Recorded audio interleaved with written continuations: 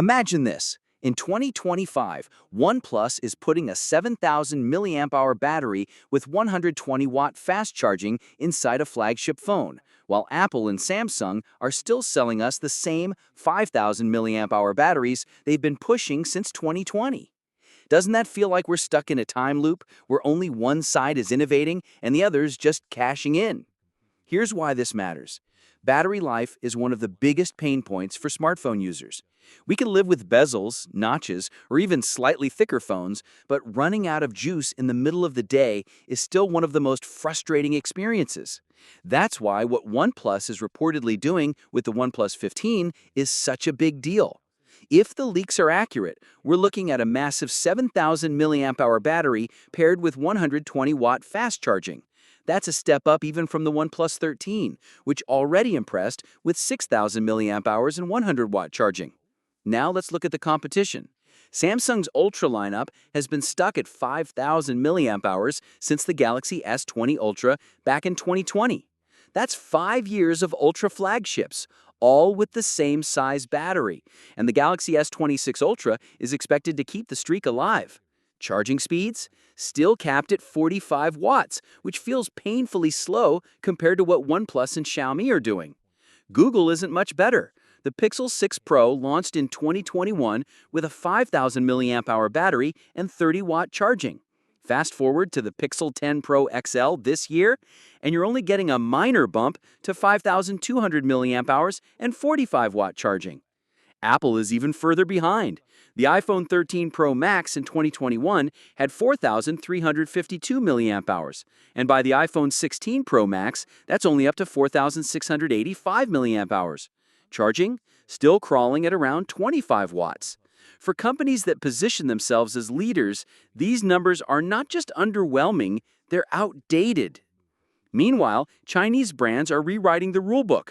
Xiaomi has a $200 phone with a 7,000 milliamp hour battery in a body slimmer than Samsung or Apple's flagships, which cost 5 times more. Honor released the Honor Power earlier this year with an 8,000 milliamp hour battery, just 7.98 millimeters thick.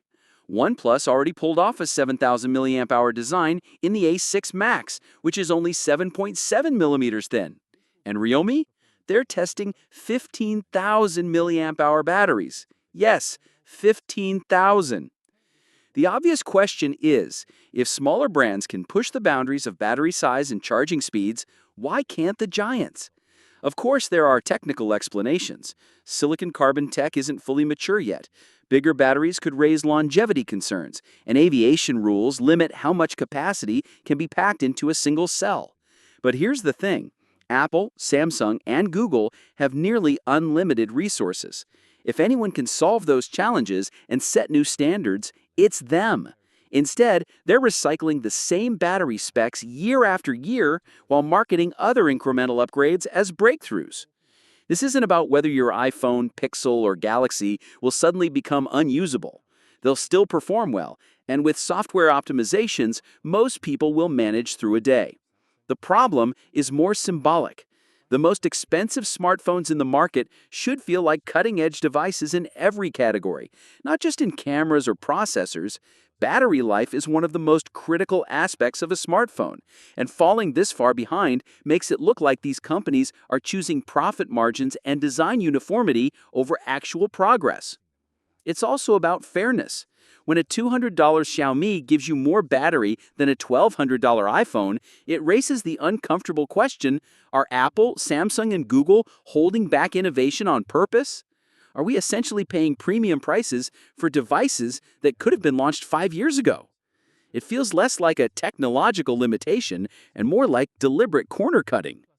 For me, the disappointing part isn't that OnePlus or Xiaomi are doing better. It's that the companies with the most influence, Apple, Samsung, and Google, are playing it safe. Instead of pushing the industry forward, they're letting smaller competitors take the risks and reap the innovation points.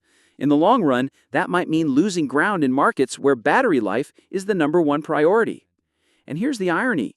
If OnePlus can fit 7,000 milliamp hours into a slim modern design, then clearly it's not impossible. It just proves that the tech is here and it's real. The gap between what's possible and what Apple, Samsung, and Google are delivering feels less like innovation lag and more like strategy. So the next time you hear about the iPhone 17 or Galaxy S26 Ultra, ask yourself, did these upgrades really feel like 2025, or are we still paying top dollar for 2020 tech? Because in the end, the biggest scam in smartphones might not be the price tag, it's the lack of progress where it matters most.